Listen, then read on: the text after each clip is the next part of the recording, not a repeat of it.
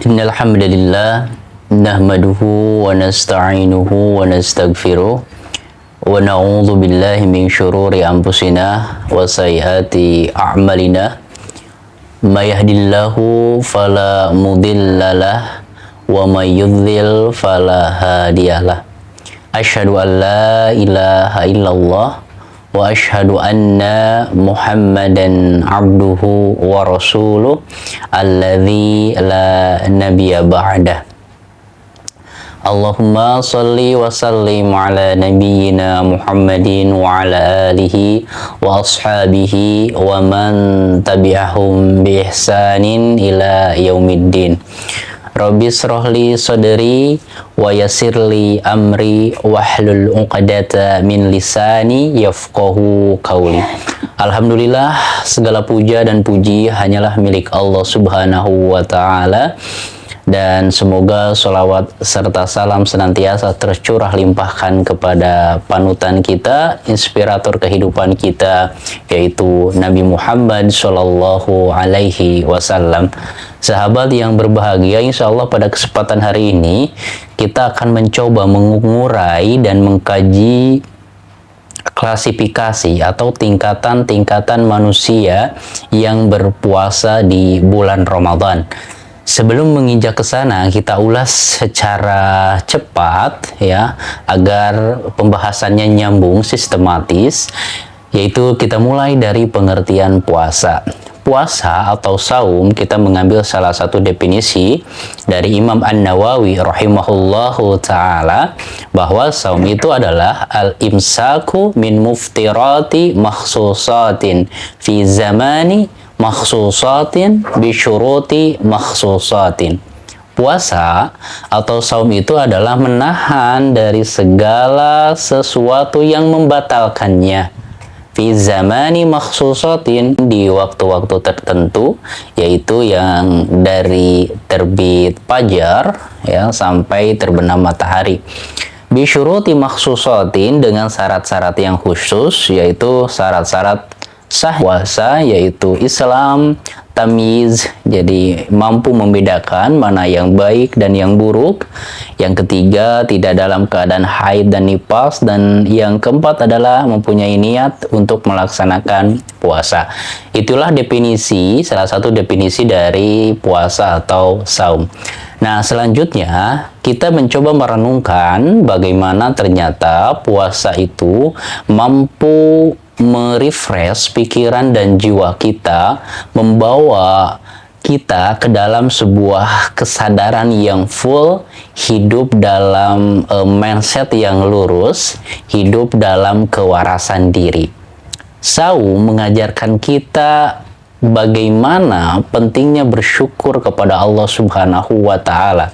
Contoh sederhana, ketika kita tidak berpuasa, kita melihat air putih itu biasa saja, tidak ada sebuah rasa bahagia yang menggelora dalam jiwa kita, melihatnya seperti angin berlalu saja.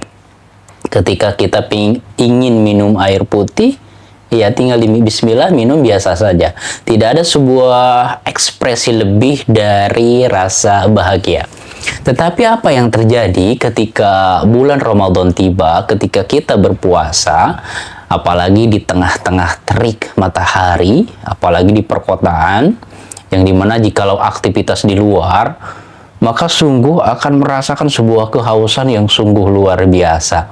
Ketika menjelang berbuka, ada sebuah rasa yang meluap-luap dalam diri kita, keinginan untuk makan, minum, dan kita melihat air putih itu subhanallah menjadi sesuatu yang sangat berharga banget. Ketika kita meneguk air putih yang hangat atau mungkin yang segar-segar, terasa begitu membahagiakan, padahal itu sesuatu yang biasa ketika selain di bulan Ramadan. Ini contoh kecil, serpihan-serpihan kecil dari bagaimana puasa itu menyadarkan kita akan nikmat-nikmat yang telah Allah berikan kepada kita, dan juga mengajarkan arti bersyukur. Karena syukur inilah yang membuka jiwa kita untuk melihat ternyata banyak sekali nikmat-nikmat yang telah Allah berikan yang kita jarang atau bahkan tidak mensyukurinya. Dan yang poin yang kedua, saum juga ternyata membawa spiritualitas kita lebih tinggi, lebih dekat kepada Allah, merasa lebih terawasi oleh Allah Subhanahu wa taala.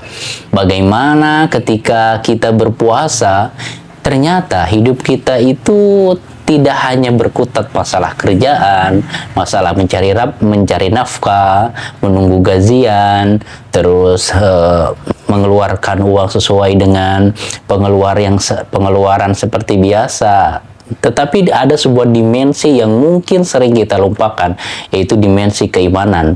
Bagaimana ternyata hidup kita itu harus bernilai ibadah di sisi Allah Subhanahu wa taala. Nah, sekarang sahabat, kita masuk ke klasifikasi tingkatan orang-orang yang berpuasa. Yang pertama adalah puasa yang kategorinya ini sebagai istilah saja, yaitu low quality. Jadi kualitasnya itu rendah. Ini disyaratkan dalam sabda Rasulullah Shallallahu Alaihi Wasallam, yang dimana ternyata Rasulullah Shallallahu Alaihi Wasallam sendiri mengidentifikasi begitu banyak yang puasa ini, ya, ternyata tidak mendapatkan pahala dari puasanya itu kecuali haus dan lapar saja. Rubba shaimin hadduhu min siyamihi ju'un wal atas. Banyak sekali orang yang saum, tetapi bagiannya itu dia tidak mendapatkan pahala di sisi Allah, illa ju'wal atas, kecuali rasa lapar dan dahaganya saja. Berarti dalam tingkatan puasa tingkat pertama ini atau low quality ini, mereka hanya menahan dari haus, menahan dari lapar, dari terbit fajar sampai terbenam matahari. Tetapi secara batinnya mereka tidak puasa. Contohnya adalah untuk konteks laki-laki, dia tidak menahan pandangannya. Dia saumnya itu hanya secara syariat saja, tetapi secara batiniahnya dia nggak menahan. Mungkin ketika dia berkendara, dia melihat yang lawan jenis yang bening, yang dimana mungkin dia merasa terpukau sampai mungkin memutar kepalanya 180 derajat karena pesona yang tiada tara seorang wanita, padahal di siang di bulan Ramadan. Sampai mungkin nubruk tiang listrik ataupun nubruk yang lainnya. Nah, ini salah satu contoh mereka yang saumnya hanya lahiriahnya saja, tetapi secara batiniahnya mereka tidak. Selanjutnya contohnya mungkin dalam konteks perempuan, bagaimana yang saumnya itu hanya tadi sebatas lahiriahnya saja. Mungkin mulutnya, kalau emak-emak biasanya mungkin gibah itu menjadi sebuah bumbu dalam kehidupan, ya nggak bisa nahan gitu, ngegibahin sana sini, ngegibahin orang lain ke temennya. Setelah temennya pergi, dia ngegibahin juga teman yang menjadi partner gibahnya. Itulah salah satu contoh bagaimana saum itu harus dilaksanakan secara lahiriah dan batiniah, sehingga predikat saumnya itu tidak sia-sia, tidak masuk ke puasa yang Rasulullah katakan hanya mendapatkan lapar dan haus saja. Untuk yang kedua, tingkatan yang kedua ini otomatis lebih tinggi daripada tingkatan yang pertama yang low quality. Yang kedua ini adalah tingkatan mereka yang high quality. Mereka secara dohirnya, mereka menahan haus, menahan lapar, tidak berhubungan suami istri dari terbit fajar sampai terbenam matahari. Secara lahiriahnya mereka sudah lulus, dan ditambah secara batiniah juga mereka mengekang dirinya, panca inderanya, dari sesuatu yang Allah haramkan, sehingga nilai pahala ibadahnya, nilai pahala saumnya itu tidak sia-sia. Tidak hanya mendapatkan lapar dan haus saja, ya, mulutnya tetap dijaga agar tidak mengatakan perkataan-perkataan kotor, jorok dan kasar, ya, dan juga istilahnya kalau konteks perempuannya itu tidak menggibah orang, walaupun mungkin bapak-bapak juga ada, dalam pandangannya tidak diumbar, tidak melihat sesuatu yang dilarang oleh Allah Subhanahu wa taala dengan memakai syahwat. Nah, inilah yang membatalkan pahala saum itu sendiri. Atau mungkin kalau perempuan lapar mata, pengen jajan ini itu, atau mungkin ketika mendekati lebaran 10 hari menjelang lebaran, wah, istilahnya itu siang malam nontonin live TikTok jualan sampai berjam-jam, atau sampai waktu ibadahnya itu lebih sedikit, jadi lebih banyak nonton live TikTok jualan, membuat kue-kue. Memang tidak salah, tetapi jangan sampai waktu ibadah di bulan Ramadan menjadi sangat minim sekali, karena ya al-a'malu bil khawatim, amal-amalan itu dinilai bagaimana kita ending dari amalan-amalan tersebut, maka perlu di manage demikian rupa. Nah, inilah kategori yang high quality, mereka yang secara zahirnya, secara batinnya mampu untuk melaksanakan saum, menahan dari segala sesuatu yang diharamkan oleh Allah Subhanahu wa taala dari terbit fajar sampai terbenam matahari. Inilah salah satu indikasi dari sabda Rasulullah Shallallahu alaihi wasallam, "Man shoma Ramadhana imanan wahtisaban, ghufirallahu ma taqaddama min danbi." Barang siapa yang saum karena mengharap keridhaan dari Allah, karena iman kepada Allah, ghufirallahu ma taqaddama min danbi, maka akan dihapuskan segala dosa-dosanya yang telah lalu. Tingkatan yang ketiga adalah mereka yang premium quality. Bagaimana tingkatan yang paling tinggi? Ya, otomatis tingkatan keimanan, tingkatan totalitasnya melebihi tingkatan yang pertama dan yang kedua.